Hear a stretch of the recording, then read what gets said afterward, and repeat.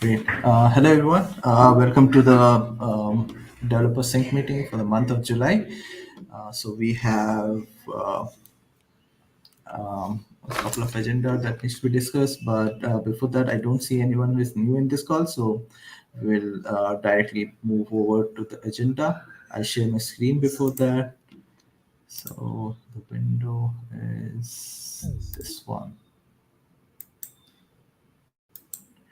Okay. Uh, Yes, so so the first thing on the list is the Docker announcement, upgrade status. So since Matthew, you are working on that, do you like to talk a bit more on that topic? Yes, hi everyone.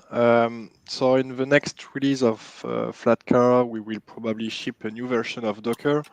It will be the version 26.1.0. And yeah, so the main thing is that it removes the device mapper storage driver. So it does not affect new deployment. But if you have if you use this kind of storage driver, you might expect some issue. So yeah, feel free to use the alpha and beta to try your workloads to see if anything breaks with this new update. As usual, we are running the test in the CI and everything, but yeah, it's better to test with actual workloads. So yeah, it's currently in pull request, so it should land in the next alpha. That's it.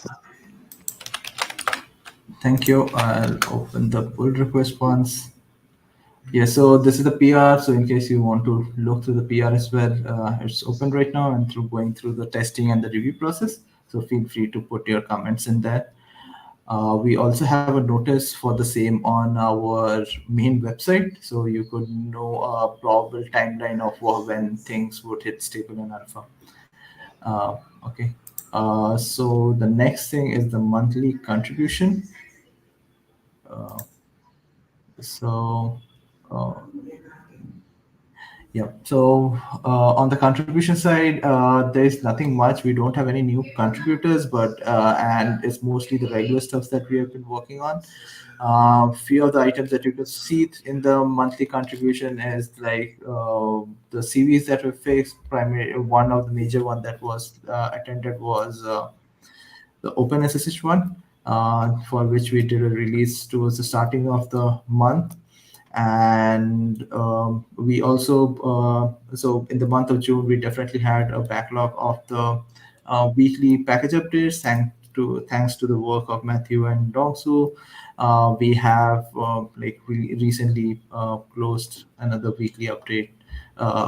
So yeah, we should be on track on that scenario, and we are also planning to cut out a release somewhere starting of the next month, so you should see them soon in alpha.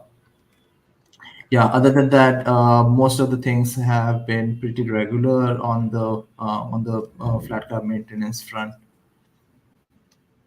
And with that, I'll hand over the mic to Tongsu for the security planning.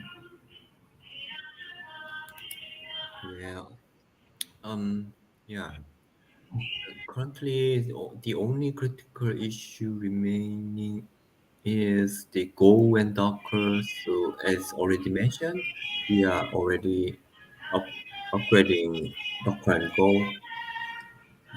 Yeah, as mentioned before, so Go So, could not be updated because Docker 24 still used older version of Go. So that was stuck for a while, but now we are able to update both versions. And yeah, thanks, Matthew, so much.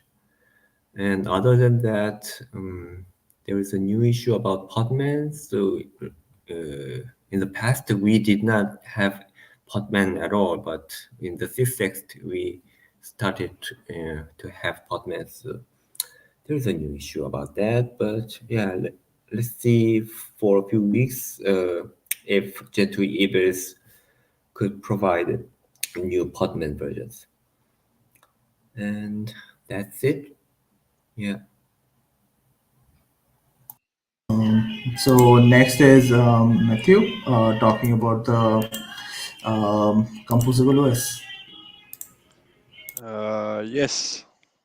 So let me. Yeah, thank you for sharing your screen. So in progress, we currently working on a new peer on Akamai, cloud provider to provide cluster API Flatcar templates. So there is no issue on this board to track this. So maybe I should create one. But yeah, the PR is opened on Akamai repository. It has been tested. It has been unit tested, and I got reviews. So it's pretty in good shape and should be available in the next weeks, I hope. So yeah, it's Flatcar templates that leverage the system DCX approach on this new provider. And also, we merged recently some documentation to ease the onboarding on system DCX in Flatcar documentation.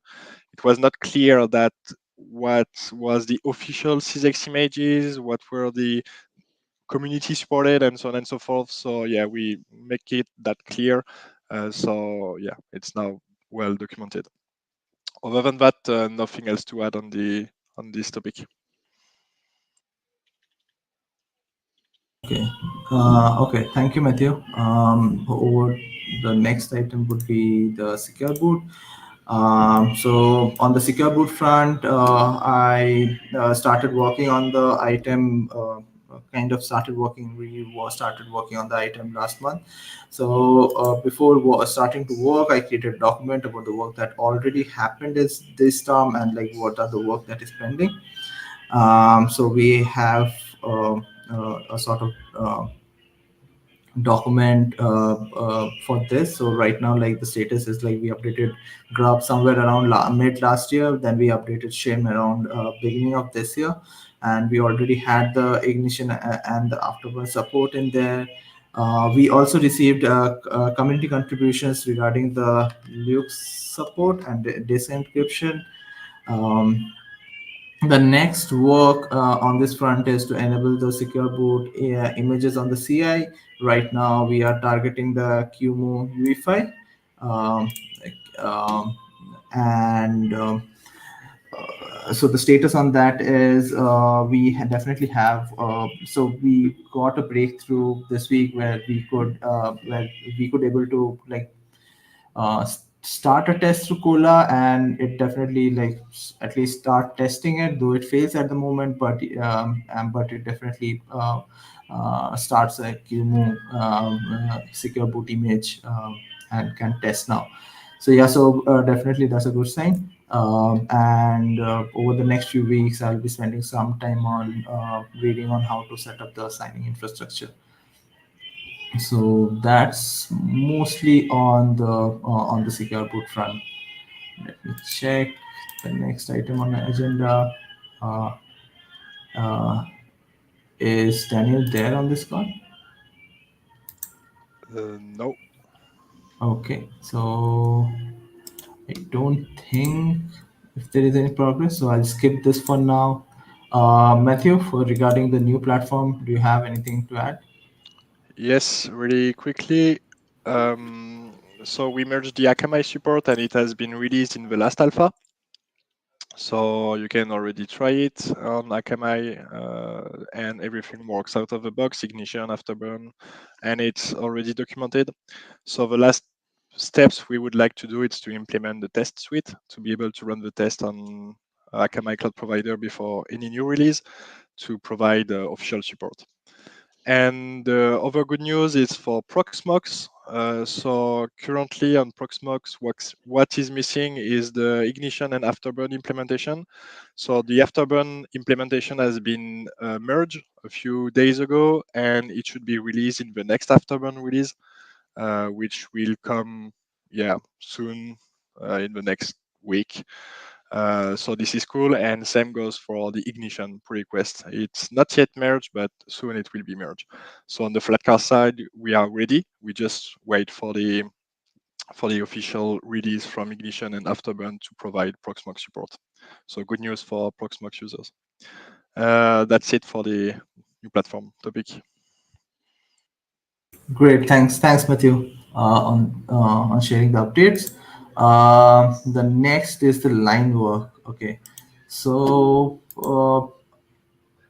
on the release front, as mentioned, we are planning a release on the beginning of August, and it would be we'll have like a major stable, a major alpha, and a major beta.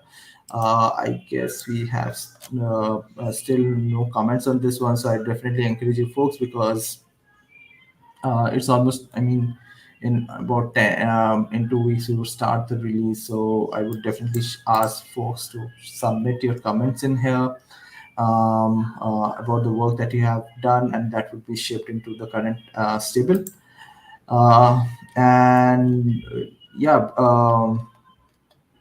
other than that, anything major that few folks would like to add, that would be going into this release? Yeah, there is. I opened a pull request for Hetzner Flatcar images, so that would be nice if it could be reviewed and backported to alpha and beta before the next release. But that's it. Cool. I think, Adrian, do you think the system DPR would also go into place before the next release? So I took a look at the upgrade for the system D 255 to 256. Actually, it's a funny story because the system D team did not release a stable version recently because they have a lot of issues. Okay. Something with boot freezes and a lot of other stuff. Usually the minor versions for the stables were like 2 weeks, but it has been like I think 1 month or two since because they have issues.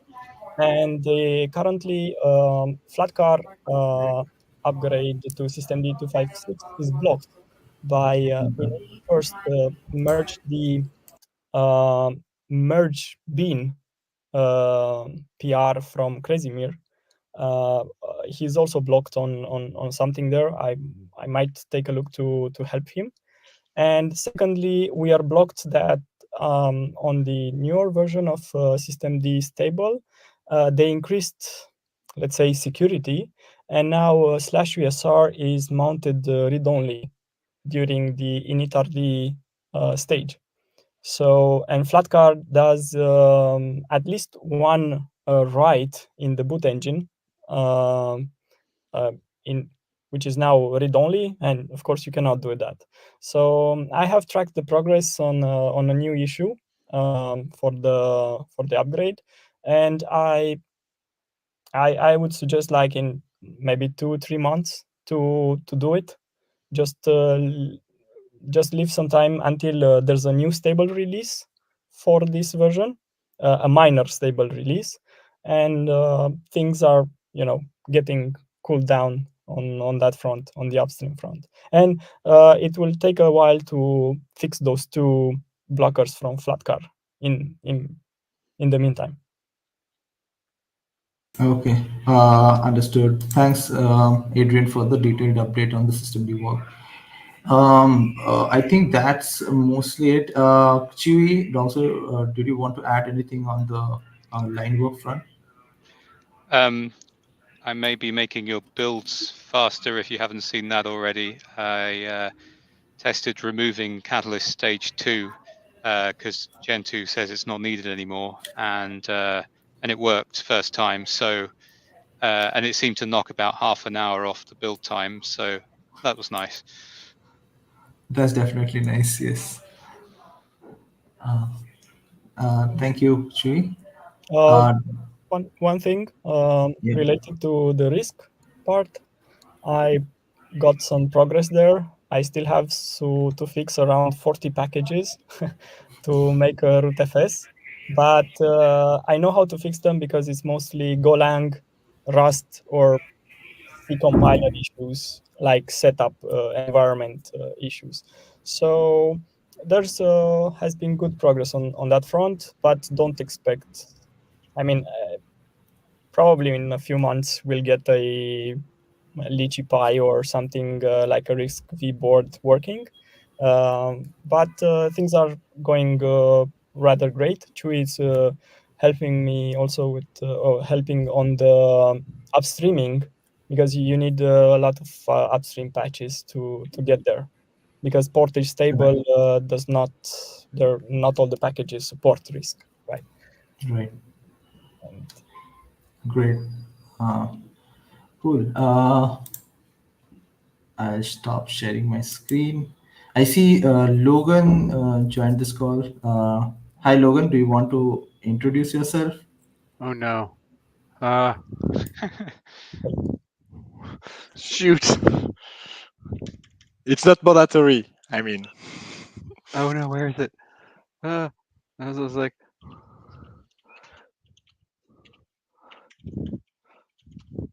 oh no. Oh wait. Sorry, hello? Hello. yeah. Oh Hello. good. I lost my tab and I thought I was muted, so apologies if you heard frantic typing and searching. Yeah, I just opened an issue the other day about image building, and I was discussing in the Matrix channel about creating a custom ISO and things like that. So I figured I wanted to join and see what was going on. Kind of hear how everything works inside a Flatcar. Good to have you here. Yeah, yeah. Yeah. Thanks for joining in. This is definitely a meeting, I would say, where if you have any developer things that you need to discuss, the floor is open for you. Oh yeah. I don't think I have anything on topic. I do think if I can try to get a little more work done on the ISO, or like learn more about the build ISO process.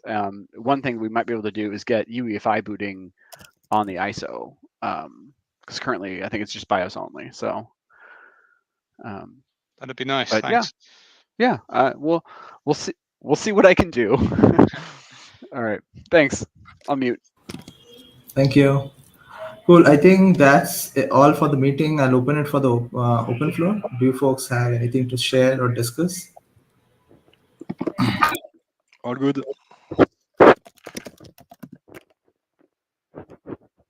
I guess that's all for the meeting. Thank you, folks, for the joining. Have a great evening and see you in the community meeting next month. Bye See bye. you. Bye bye. Bye. thank you, bye.